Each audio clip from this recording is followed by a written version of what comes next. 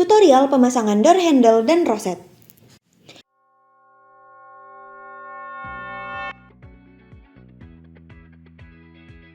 Langkah pertama, pasang lokes pada pintu. Kencangkan baut dan pasang silinder kunci.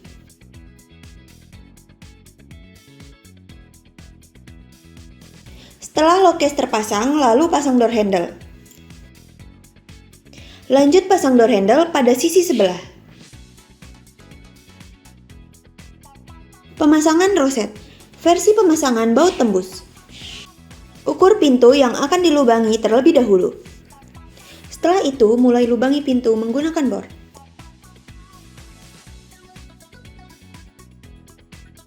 Pasang baut tembus pada roset dan hubungkan pada as.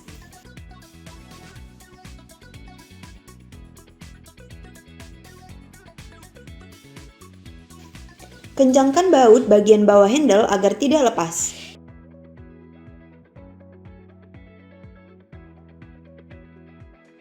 Langkah selanjutnya, pasang ring pada roset.